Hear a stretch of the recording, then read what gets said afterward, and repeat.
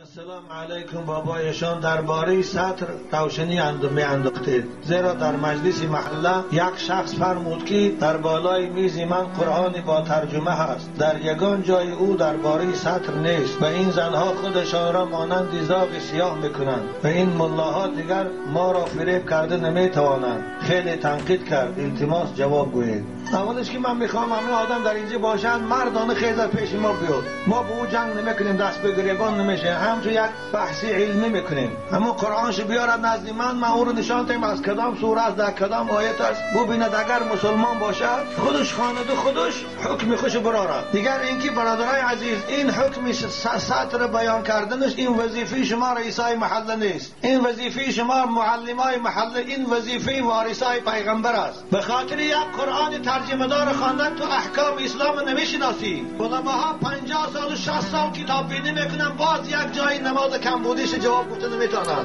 تو با یک قرآن ترجمه دار اسلام حقیقت با همه جزئیات یاد گرفتی؟ بیار جوانمرد باشی، من تو رو نشان دهم در کدام سورت و در کدام آیت است. بیار قرآن خیز. امروز دموکراسی از تو نترس، من تو رو چی نمیگم، منم از تو نمیترسم. من فقط یک جای ترس دارم و یک الله هست. بیار کتاب خیز، بیار، من نشان ندادم اگر در روی من توف کن. از خدا ترس. برای این گپ گفتم پیش ایشان داملا را گفت حضرت داملا در کجا دم آیت حجاب به من نشان ده من خانم. این است مردی. وای زاغ سیاه نیست، وای مسلمان است. مگر مادر تو زاغ سیاه بود؟ مگر مامای تو زاغ سیاه بود؟ مگر ماما کلان زاغ سیاه بود؟ امروز همون حیوانهای لوچ، هوای زیباگی، هوای مدنیت. مرگ به تبار مسلمان، مرگ بر تبار مسلمان. با تو پیغمبری تو رو شاید 5-6 موسفید احمق جنازه میکردگیست، با کدام یگان مولای بی غیرت تو رو با جنازه میکردگیست. وای زاغ سیاه نیست، وای ایمان است. مگر راضی هستی که دختر رو سینه‌اش در کوچه تابت گردد؟ مگر راضی هستی دختر رو رانی پاش در کوچه تابت گردد؟ و همین راضی هستی؟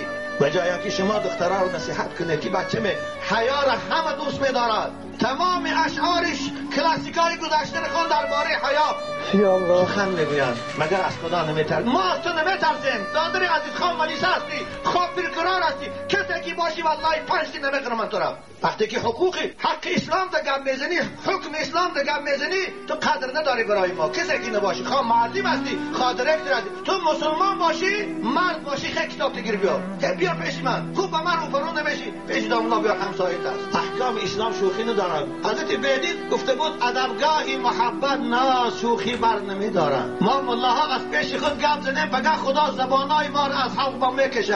آی دادر عزیز، کسی که باشی خداوند اول توفیق بیاد، اول خدا هدایت کنه برای راست اصلاح شه و الا خداوند جوان مرگت کند. کسی هستی دادر عزیز، ما از ترس خدا این سخنان رو با شما میرسانیم و الا برای من چه دور آمده است که گلو هم خسته شده، چه دور آمده است که در پیش حکومتدارا خمه قدر سیاه کردیدم. من خدا مجبور دارد که به شما حکم رسانم. اصول اختیار در تو از قبول کنی کن، قبول نکنی ما تو رو مجبور نمیکنیم. این امر خداست. ما برای نمایش دهی نه، برای شهرت نه، برای خود. من از شهرت بیزار هستم، من از خود نمایی بیزار هستم، من از 50 سوم پول میدادگی کنجه بیزار. من خدا هر نماز در مسجد شیشتم آدم میرن زیارتو میکنه، حق میتیاد. من از خدا میدانم رزق من خدا میتیاد. من در رحم مادر بودم، خدا من رزق داد.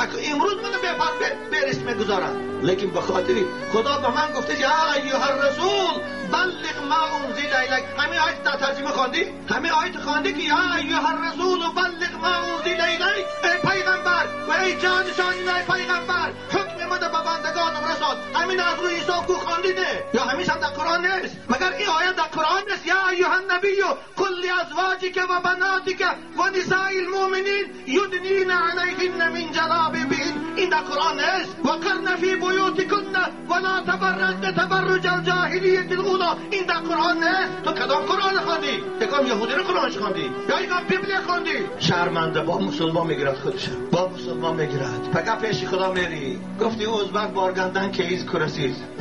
ببینی تو هم میری منم میرم. همون روز خداوند اگر من در محکمه سودش خیزانه، من تو رو که الان نمیشناسم که